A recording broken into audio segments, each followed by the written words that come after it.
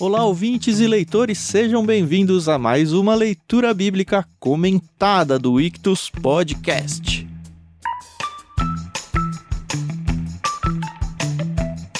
Eu sou o Thiago André Monteiro, @vulgutan, e estou aqui com a Carol Simão e o Thiago Moreira para lidarmos com o capítulo 34 do livro de Gênesis. É meio que um hiato de histórias aqui, mas mais ou menos, né? Bom dia, tudo bem? Oi pessoal, tudo bem? Aqui é a Carol Simão e vamos conversar, né, sobre esse texto aí, um pouco pesado e tal, mas faz parte.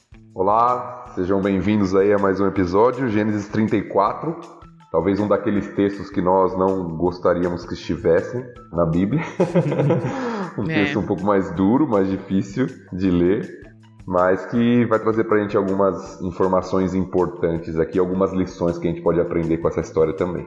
Só para deixar claro, a gente está lendo na NVT, que foi emprestada graciosamente pela editora Mundo Cristão.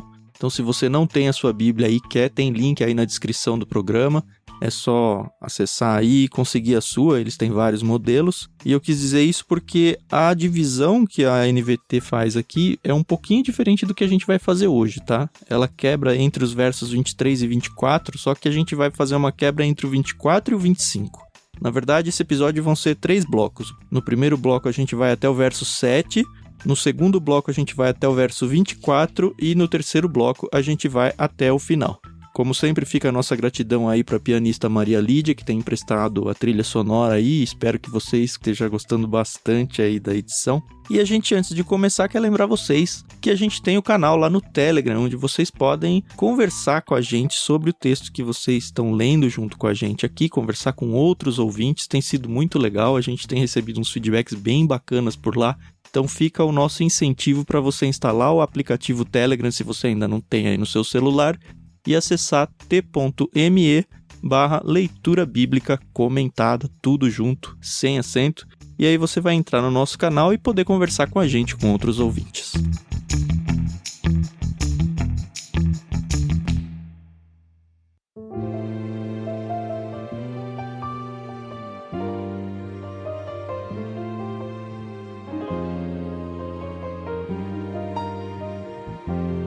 Podemos seguir? Opa! Vamos lá. Primeira leitura, quem vai fazer é o Thiago, né, Thiago? Isso, dos versos 1 a 7 de Gênesis 34.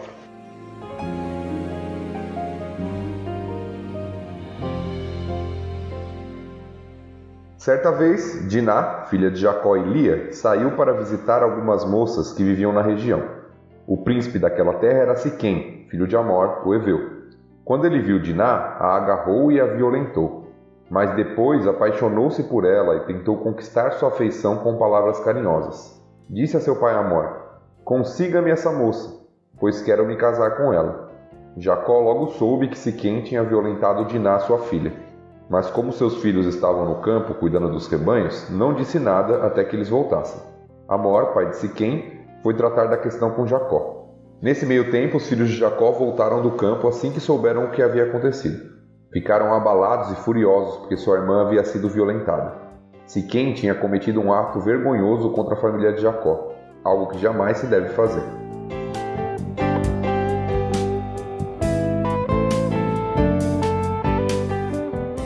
É uma coisa triste que aconteceu aqui, né?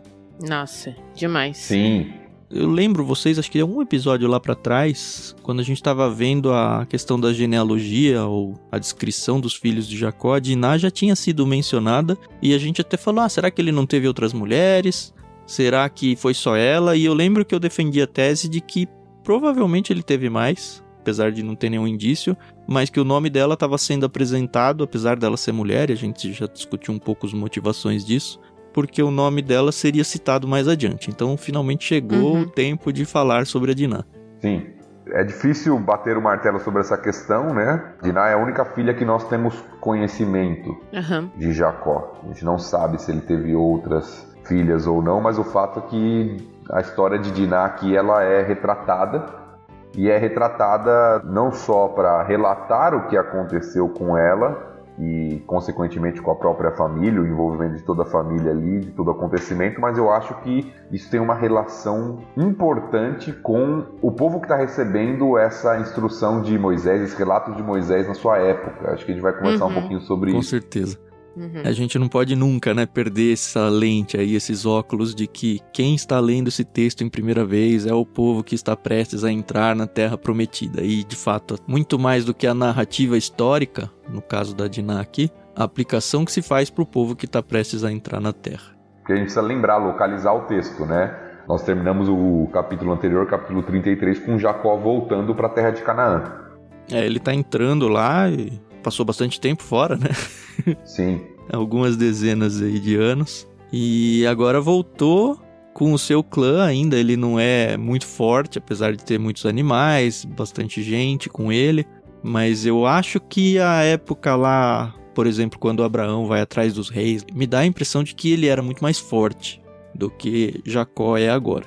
Uma coisa que eu queria perguntar pra você, Carol. Porque você é menina. E a gente sabe o que é ser menina nos dias de hoje aqui no Brasil. Você mora em São Paulo, que é uma cidade um tanto perigosa. Eu li alguns comentários, e esse texto mais ou menos parece sugerir isso mesmo, que a Diná foi fazer lá? Porque era uma região muito perigosa e tal. E a gente não tem como não levantar o assunto. A mulher é uma mulher, ela tá mais desprotegida. E os direitos dela de andar pra qualquer lado, sabe? Né? Essa é uma questão, né, muito complicada, né? Eu falo que às vezes ser mulher, né, vou falar aqui no nosso contexto Brasil, tá? É muito difícil nesse aspecto, é viver com medo quando você sai na rua, né? E eu não conheço, não sei, não posso generalizar que todas as mulheres, mas infelizmente muitas mulheres passam por algum tipo de abuso, né? Às vezes não o ato em si, mas nós somos muito desrespeitadas, né? Principalmente no transporte público.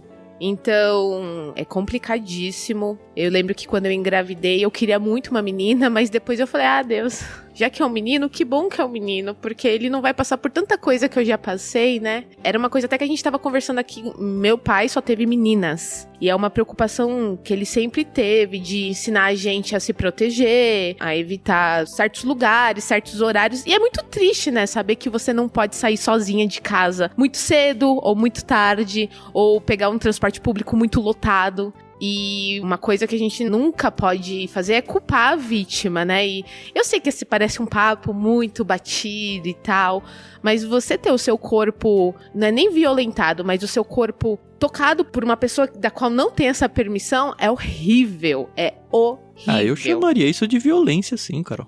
Não precisa chegar a vias de fato, sabe? É um negócio meio complicado mesmo. Eu, por exemplo, eu não pego metrô e trem sozinha. Eu não pego. Isso é uma coisa minha, porque eu tenho os meus traumas, infelizmente. Eu lembro que quando eu namorava o Fernando, que a gente tinha, às vezes, que fazer, sei lá, uma viagem curta até o seminário, por exemplo. O seminário aqui em São Paulo fica na estação de Jabaquara, que é a última estação do metrô da linha azul.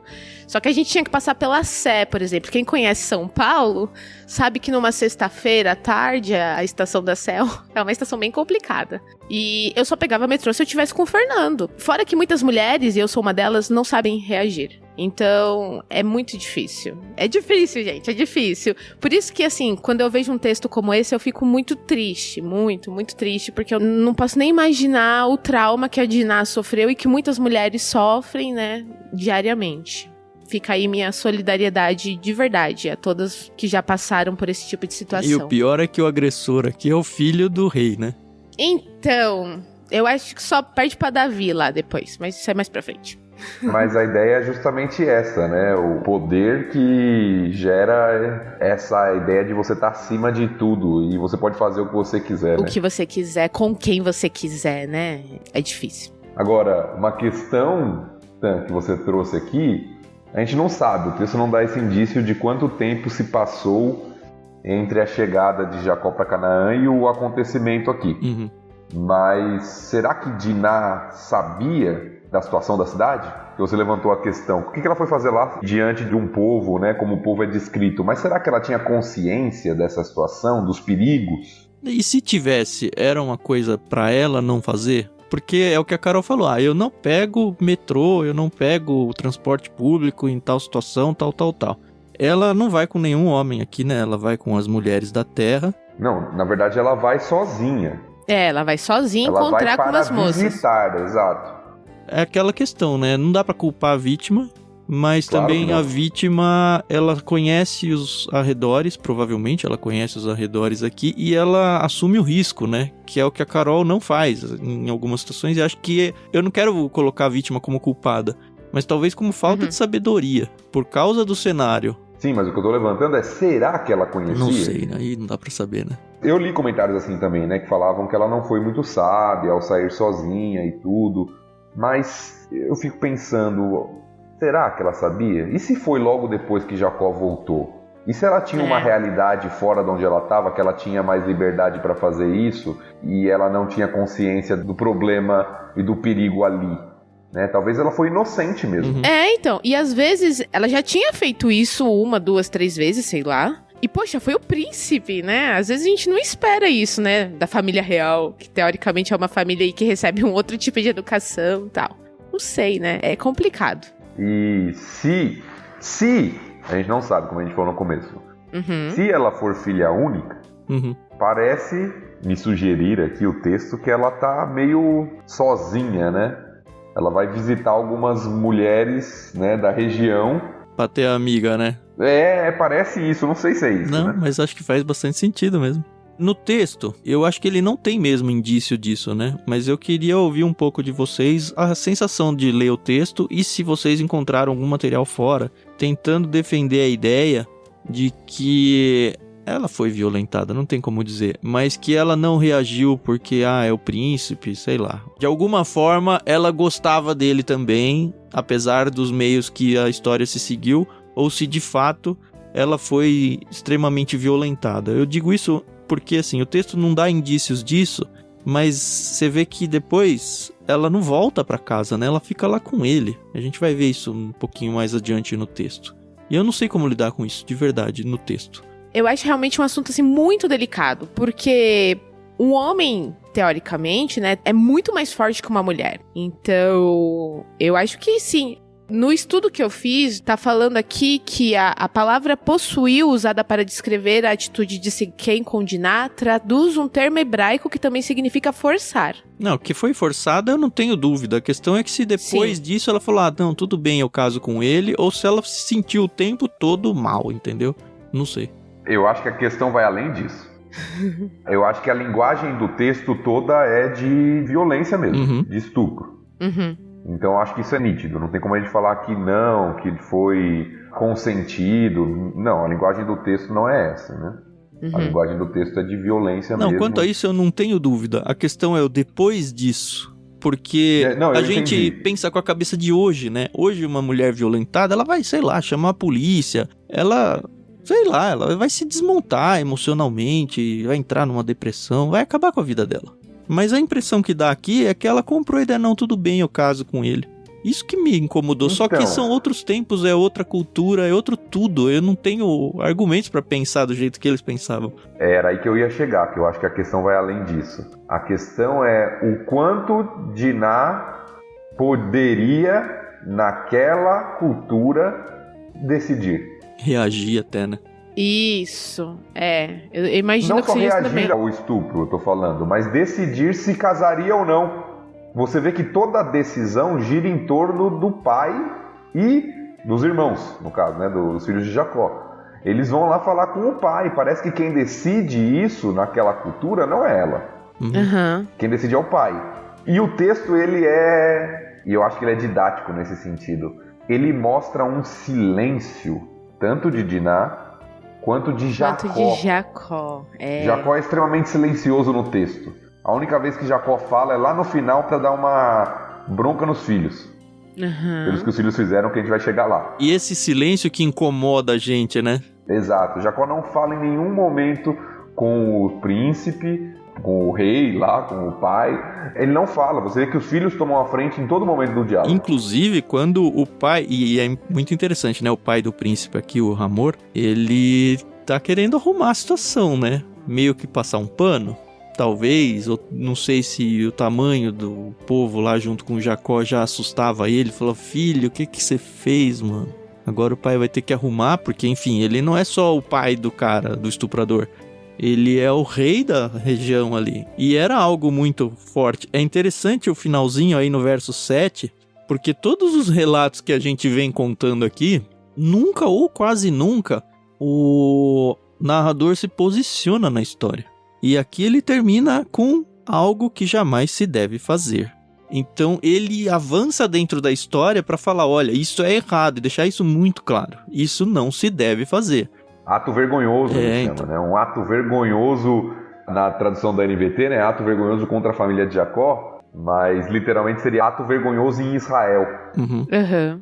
E aí a gente vê os dois pais que não são protagonistas da história aqui, não é nem a estuprada e nem o estuprador, tentando resolver a situação, mas na verdade não são os dois, né? Porque o Jacó se cala aqui. E aí eu vi bem dividido mesmo os comentários. Uns estão falando, não, o Jacó foi omisso, ele não quis fazer nada, ele foi um banana e tal. E outros falando, não, o Jacó foi sábio, porque ele tinha que conversar com os filhos mesmo. E eu não consigo também me decidir para qual lado eu vou, porque, como você falou aí, é um silêncio ensurdecedor aqui nesse capítulo. Que contrasta muito com a reação dos filhos de Jacó, né? Porque o texto narra Jacó quase passivo a situação. Ele soube e é quase que ele não... Parece que ele tá indiferente. É, então, e dói isso pra gente, né? Quase indiferente. Ele soube, mas não falou nada até que os filhos voltassem. Quando os filhos sabem, a reação dos filhos é completamente diferente. Eles são retratados como abalados e furiosos. Ou seja, eles estão transtornados com a situação. Jacó parece que está... Ou é uma serenidade muito grande, ou é uma passividade, né? Pela minha leitura, talvez, de pai de menina, no nosso século, eu tenho a tendência de achar que ele foi mais passivo do que deveria ser. Mas é só uma leitura minha. Então, mas a gente vai ver no final desse capítulo que talvez a motivação dessa grande passividade dele aí seja o medo, né? Porque a gente já conhece o Jacó aí do que a gente vem trazendo aí. E ele é um cara que foge dos conflitos, ele é um cara de medo o tempo todo. É mais um conflito muito sério, que eu acho que realmente ele deveria. Eu não tenho meninas, mas tendo meninos eu imagino uma situação onde meus filhos vão ser agredidos na rua. Que não chega nem perto de uma agressão sexual, enfim, mas é o mais perto que eu consigo. Eu jamais ia conseguir ficar quieto, igual você. Jamais, assim. Ia partir pra cima e... Assim, que Deus me proteja disso, porque eu provavelmente ia pra cadeia, sabe? Mas o Jacó não faz nada disso, né? Aí, então, é importante a gente fazer aquela leitura que a gente falou à luz do contexto de quem está recebendo esse escrito. Uhum. Por quê? Porque duas coisas são importantes aqui. Moisés está deixando isso para o povo que está prestes a entrar na Terra Prometida. Uhum. E aí nós temos aquela situação que vai ser escrita na lei posteriormente também, da relação com aqueles que estão na terra. Uhum. Porque aqui os cananeus, né, os habitantes ali da região, são descritos como pessoas perversas. Me lembrou, apesar do contexto lá ser um pouquinho diferente, mas a questão da própria violência sexual, me lembrou Sodoma e Gomorra. Sim. Que a gente já viu aqui no livro de Gênesis. Então nós temos um povo que habita essa região, e esse povo dessa região que foi prometida para Abraão e para seus descendentes é um povo extremamente mau que desconsidera o Senhor. Uhum. Daí virão as proibições de que eles não podem se casar com os povos dessa terra. E note que todo o texto aqui gira inclusive em torno disso. De um casamento, certo. Né? De um casamento e de vários outros casamentos, como a gente vai ler daqui a pouquinho. Uhum. Da abertura para vários outros casamentos entre esses povos. Então, quem está lendo esse texto é quase uma advertência. Ó, você vai entrar nessa terra, mas preste atenção, olha quem são os habitantes dessa terra. Cuidado. Meninas solteiras, cuidado por onde vocês andam. Pessoal, não vamos colocar as carroças na frente dos bois aqui, porque a gente tem que ter um cuidado em se misturar. Mas vai ficar muito claro nessa segunda parte isso, né? Exatamente. E outra coisa é que em Deuteronômio nós temos leis sobre o que está acontecendo aqui. Uhum. Uhum. Nós temos leis que foram dadas caso isso acontecesse. E elas eram super novas para o pessoal que estava lendo isso em primeira mão, né? Exatamente. Então lá em Deuteronômio 22, eu não vou ler o texto todo porque ele é um texto longo, mas você tem leis, por exemplo, se um homem abusasse de uma mulher, como foi o caso aqui, né, violentasse a mulher, ela seria considerada inocente e ele deveria ser morto. Uhum. Essa era a lei.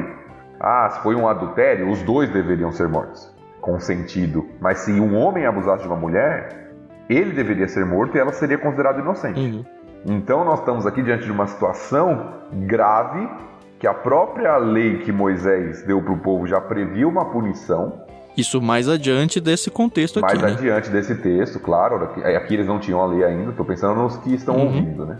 E que mostra o problema que talvez essas pessoas que estão ouvindo vão lidar ao entrar na terra de Canaã. Por exemplo, a gente até já citou isso, quando a gente falou lá de Sodoma e Gomorra novamente, do período dos juízes. Já. Que aconteceu uma história muito parecida lá no livro de Juízes com o que aconteceu em Sodoma e Gomorra. E lá eles já estão na terra de Canaã. Sim, com lei. A Bíblia tem esses textos difíceis, né? Não é doutrinariamente difícil, é difícil de lidar como história mesmo.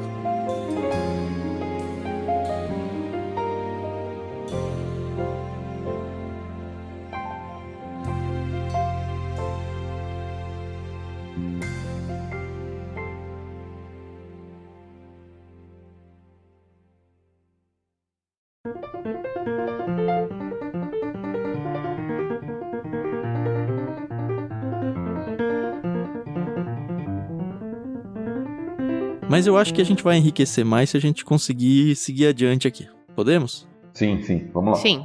É a Carol que vai ler, né, Carol? Isso, do verso 8 ao 24.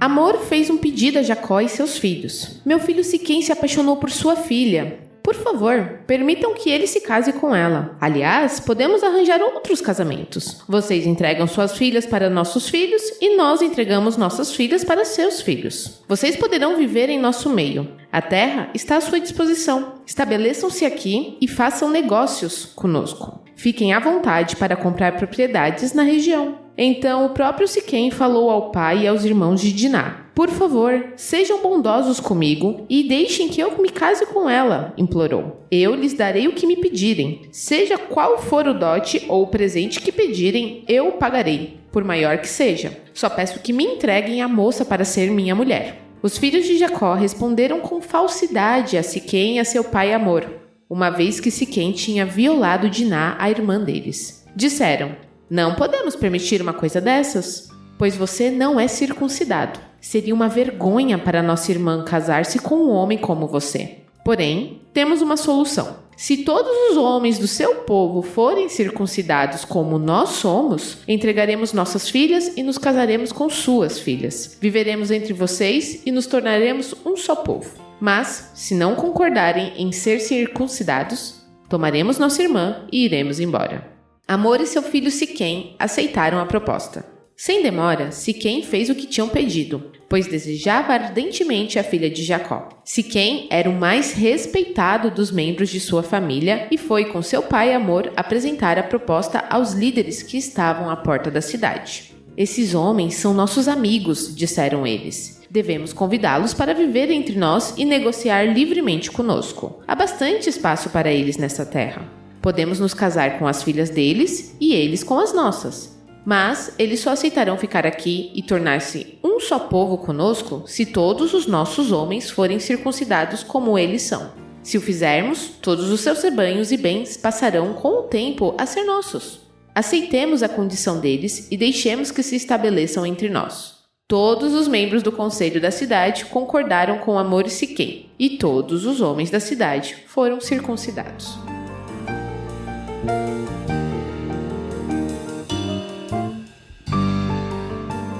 Uma coisa que já me deixa estupefato aqui é lá no verso 19.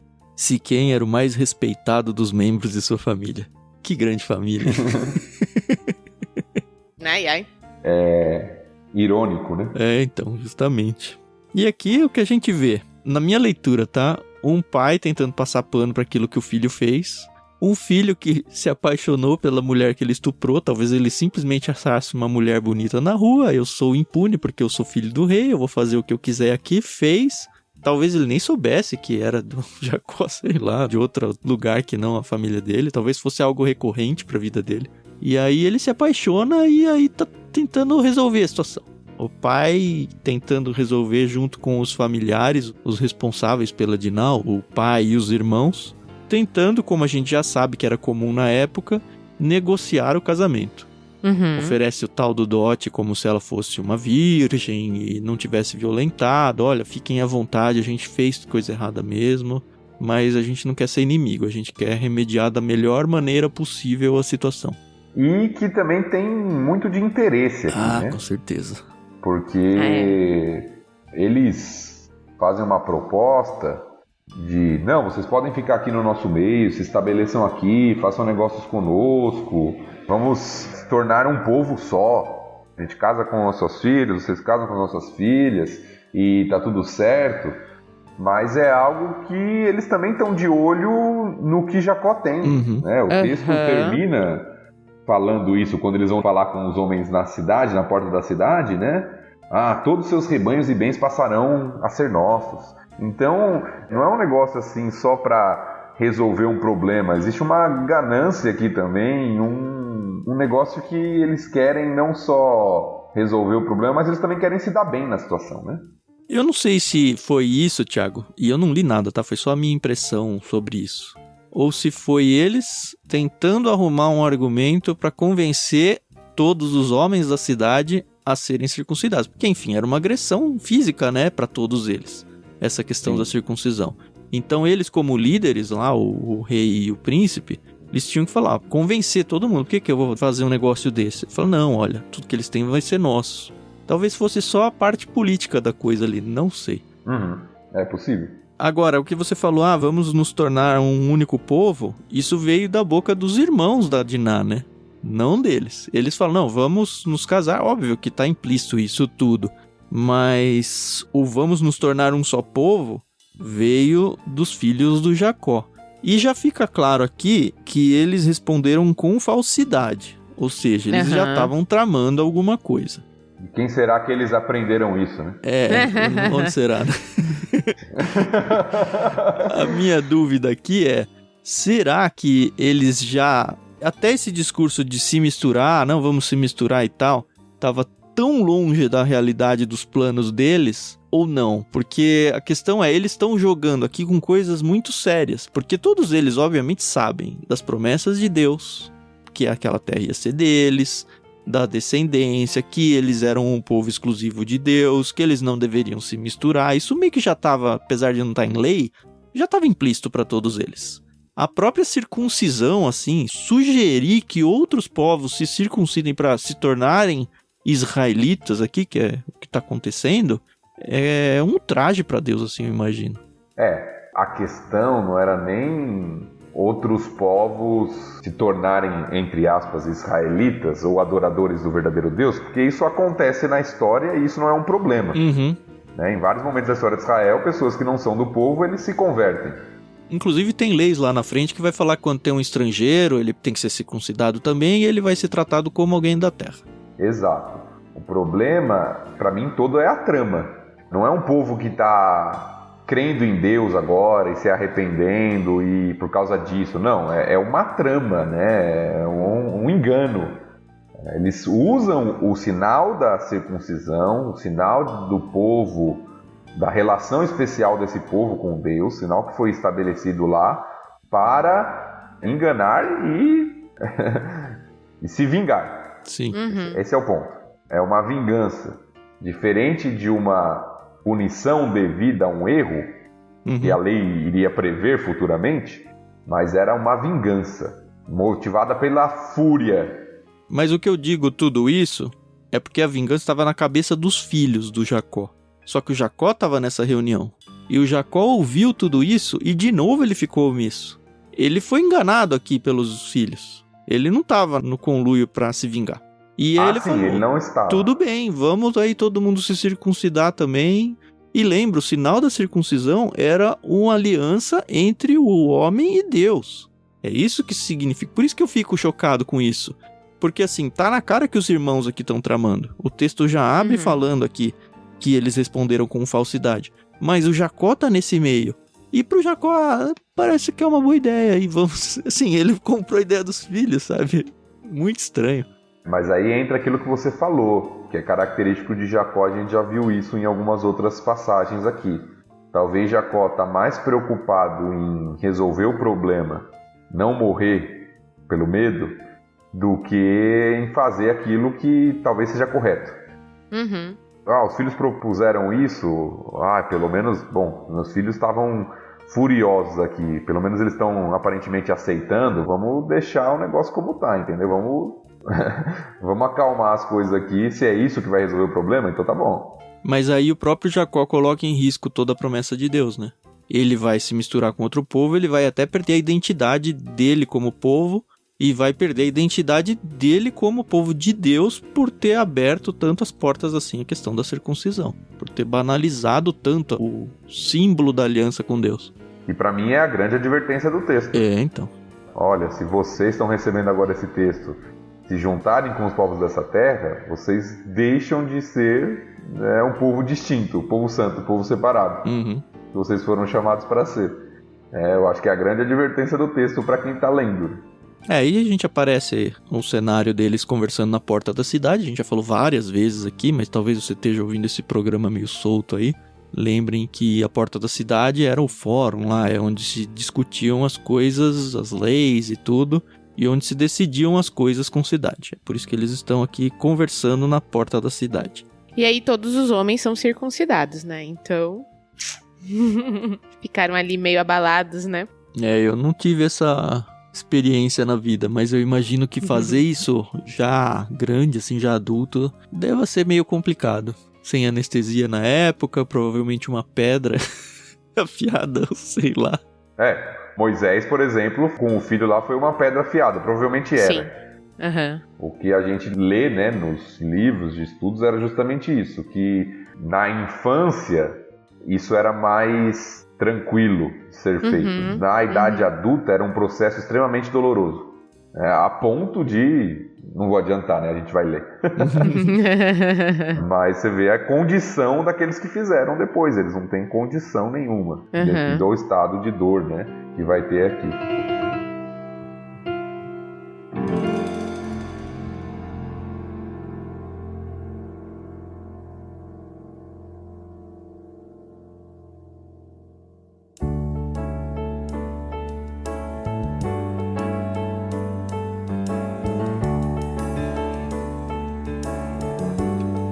A gente já pode virar pra sequência da história, não? Sim. Eu acho que sim. Eu tô satisfeito aqui. Vamos a partir do verso 25, então.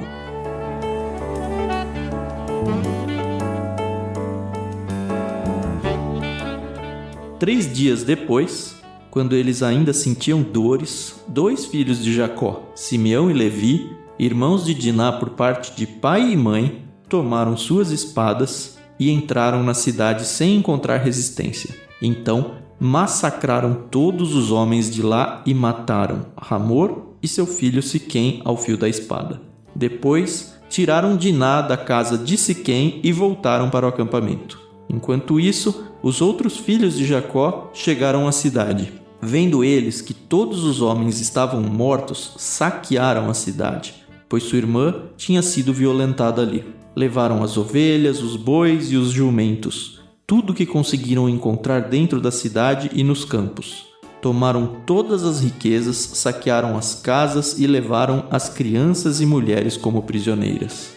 Depois de tudo isso, Jacó disse a Simeão e a Levi: "Vocês arruinaram minha vida. Serei odiado por todos os povos desta terra, pelos cananeus e ferezeus. Somos tão poucos que eles se unirão e nos esmagarão. Eles me atacarão e toda a minha família será exterminada." Mas eles responderam: "Por acaso deveríamos permitir que nossa irmã fosse tratada como prostituta?"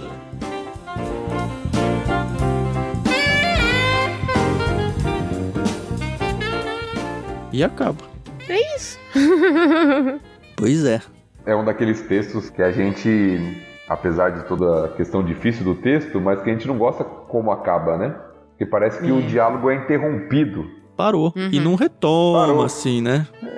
Não tem. Depois a história acaba. O que Jacó falou quando os filhos responderam isso? A gente não sabe. Porque você tem um problema, né? Tanto é que lá na frente, o que a gente vai saber, quando Jacó está morrendo e vai deixar as bênçãos aos filhos, Simeão e Levi vão ter consequência disso que eles fizeram. Uhum. Lá em Gênesis 49. Quando a gente chegar lá, acho que a gente menciona melhor. Mas lembra a ordem do nascimento. Foi o Rúben, Simeão, Levi e Judá. Só parar nos 4 primeiros. Se a gente for pensar em primogenitura, deveria ser o Rúben. E o Rúben, ele vai perder, a gente vai ver por quê. Ainda vai ter uma história que ele vai fazer uma lambança aí, não vamos adiantar muito, mas eu acredito que ele perdeu a primogenitura dele ali. E aí, beleza, agora vai pra Simeão. Só que Simeão e Levi, que seriam o filho número 2 e o número 3, fizeram essa lambança aqui. E eu nem sei se foi só os dois, viu? Talvez eles tenham sido os cabeças do plano aqui, mas todos os irmãos, pelo jeito, entraram na briga aqui e saquearam a cidade juntos. Talvez eles não tenham matado todos, né? Aparentemente foi só o Simeão e o Levi. E aí o que leva talvez a primogenitura pra Judá, eu não sei. Mas isso é história pra outro momento. Mas tá na cara que o Simeão e o Levi, encabeçando aí todos os irmãos, já tinham tramado tudo isso, né? Quando propuseram aquela loucura de, não, vamos lá, vocês podem se circuncidar. E eles usaram a circuncisão aqui como um argumento de guerra aqui, né? A gente não tem condição de atacar vocês, porque o próprio Jacó reconheceu que nós somos poucos na terra, né? Mas, se vocês todos estiverem machucados, aí o cenário parece que muda um pouco. E aí o texto descreve o que a palavra usada aqui na NVT foi muito boa, né? Um massacre. Você vê algo aqui extremamente motivado pela fúria, pela ira, mas extremamente cruel, né?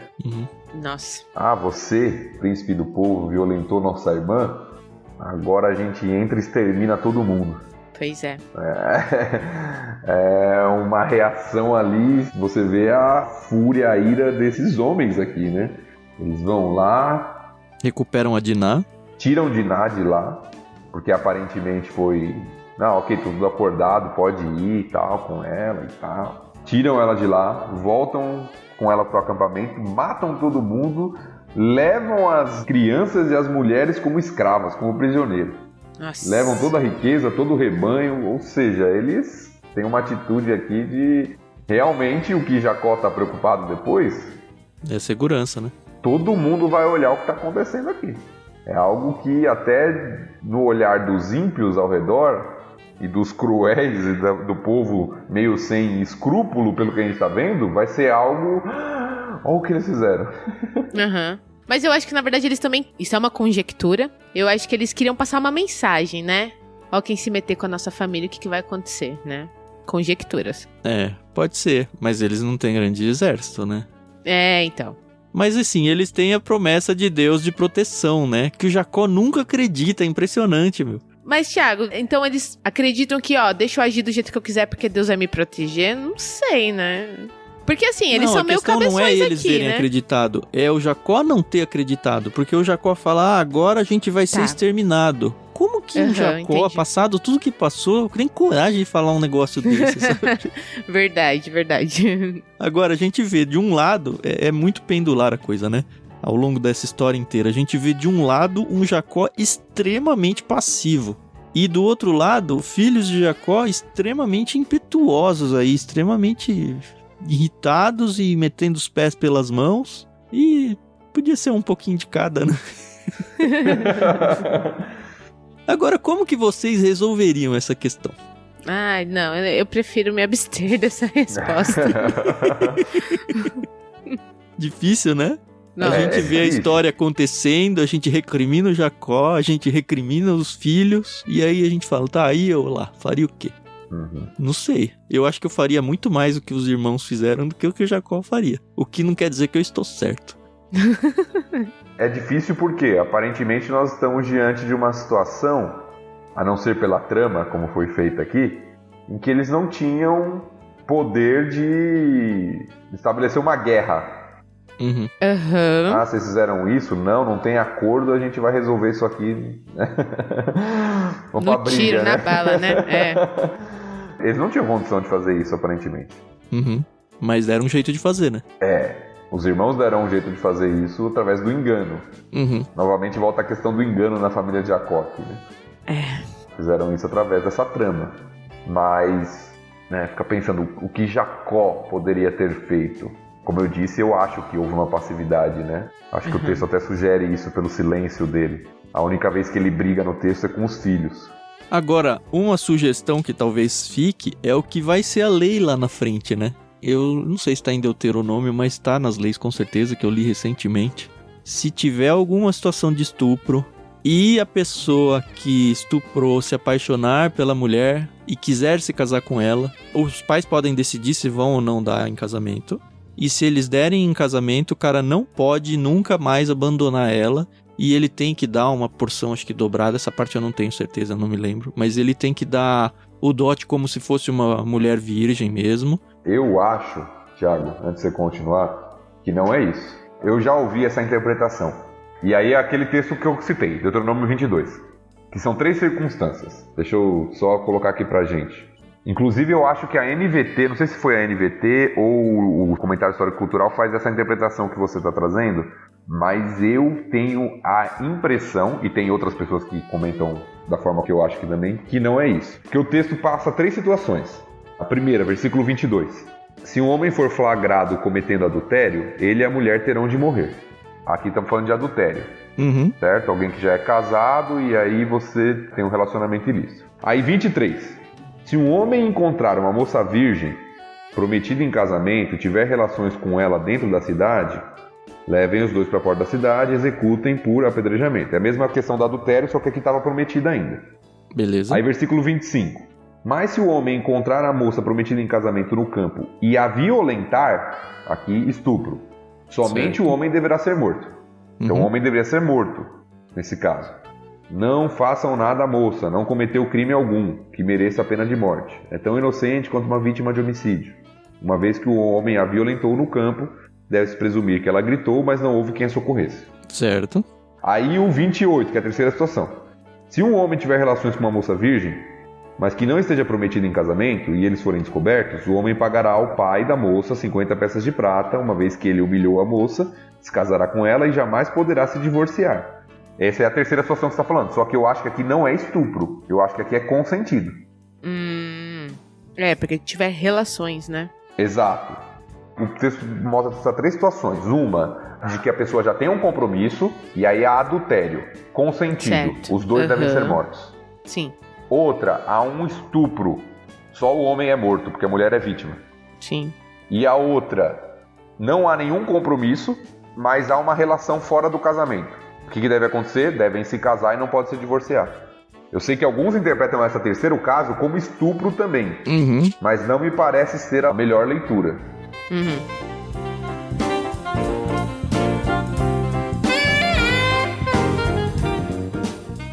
Então nós vemos esse medo, né, de Jacó, que levou a sua omissão e o medo desse extermínio aí, e aí vemos a resposta dos filhos, né? De Simeão, de Levi, que estão sendo questionados e que deixa uma pergunta mesmo pra gente, né? A gente deveria deixar que nossa irmã fosse tratada como uma prostituta? É a pergunta que eles fazem pra Jacó. Então, tá bom, você agora tá reclamando do que a gente fez, a gente ia deixar isso sem consequência, por nada? É. E aí o texto se silencia. Acaba, né? Acabou o manuscrito ali. O texto acaba, a gente não sabe, né? O que Jacó respondeu. Talvez Jacó ficou mudo, não soube nem o que responder, mas o texto não fala. Quem tá com a razão? Talvez nenhum dos dois. Talvez Jacó foi passivo demais e os filhos foram extremamente vingativos e violentos demais. Passaram da conta. Mas o texto se silencia. Difícil, né, arbitrar em cima disso. Mas é interessante a Bíblia, é interessante demais, porque a gente já viu isso várias vezes, né? Ela não tá preocupada em preservar seus heróis, né? O herói é Deus da história. Exato. Ela coloca os pais da fé e os heróis da fé como pessoas tão erradas, com decisões tão tortas. Mas, enfim, a gente faz a mesma coisa na vida, né? Espero que não tão agressivo quanto que a gente leu no capítulo de hoje, né? Mas a gente faz as nossas estripulias aí e ainda assim Deus nos usa, né? Deus usou Jacó, o bananão Jacó, e todos os filhos, né? A gente não pode esquecer, as tribos de Israel surgiram desses caras que foram lá saquear e matar todo mundo na cidade. próprios levitas, né?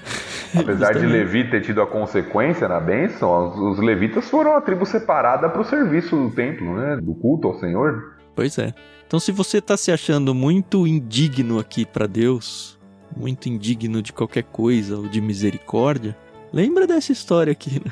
Lembra do que Deus fez com pessoas que agem como nós agimos no dia a dia, fazendo as nossas grandes bobagens, mas Deus usa nossas vidas do jeito que Ele quer, para a honra e para a glória dele, vai continuar usando. Ele tá usando nós três aqui, imagina, para fazer esse negócio.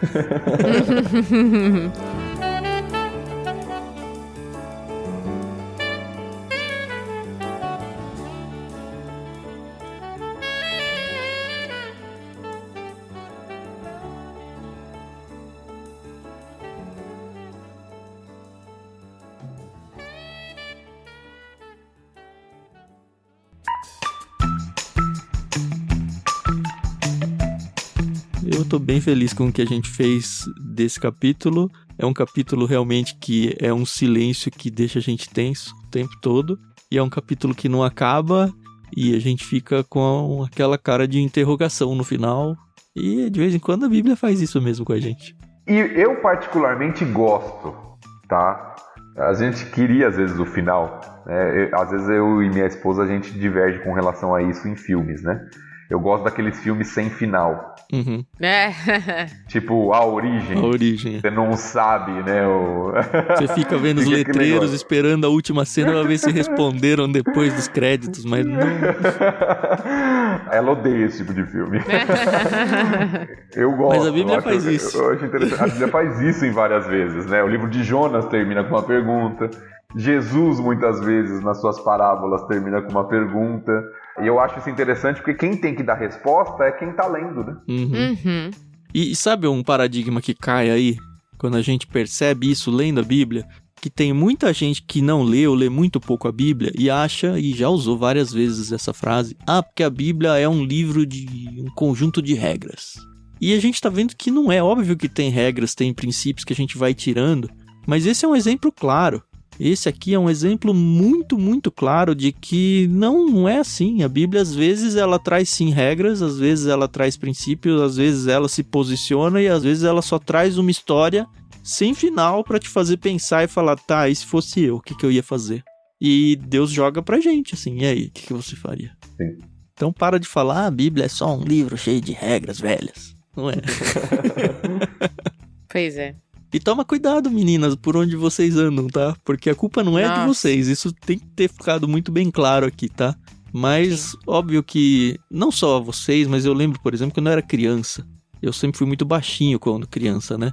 E eu morava no interior, mas tinha bairros perigosos e tudo. Era aquele negócio de, cara, vamos andar nos lugares seguros, nos melhores horários do dia. Vamos tentar, tô num lugar meio arriscado, deixa eu andar perto de alguém pra fingir que eu conheço tal pessoa, pra evitar qualquer situação. Então isso só chama sabedoria, né? É claro, o livro de Provérbios fala muito sobre isso, sobre a sensatez, né, a sabedoria. É claro que a gente focou hoje muito nessa questão do estupro, né, e falando para mulheres, mas isso é para cada um de nós, né? Uhum. A sabedoria de saber onde andar, com quem andar, né, os cuidados que a gente precisa ter, a forma como a gente lida. Infelizmente a gente mora num mundo caído, né? Exato. E isso vai acabar, se Deus quiser.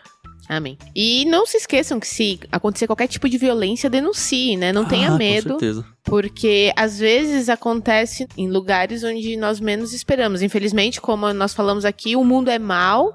Às vezes muito acontecem mal. dentro de casa, né?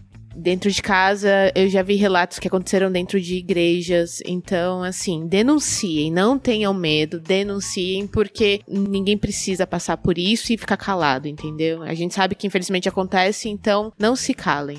Não fique em silêncio como Jacó. Exato. Não se vingue como Simeão e Levi, né? Então, procure os meios legais que nós temos hoje. Graças a Deus nós temos isso hoje, né?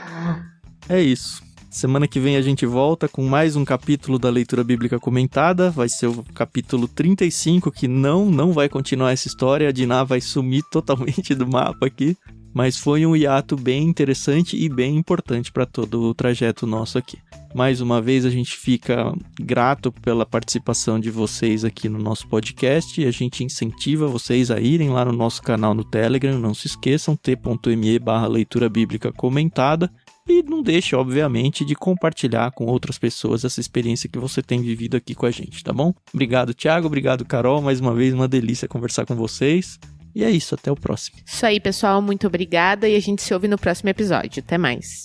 Valeu, pessoal. Muito bom estarmos juntos novamente, sempre aprendendo com os relatos mais fáceis e com aqueles mais difíceis, mas sempre aprendendo de como a gente pode caminhar mais próximo do Senhor, ser sábio e viver uma vida que adora a Deus.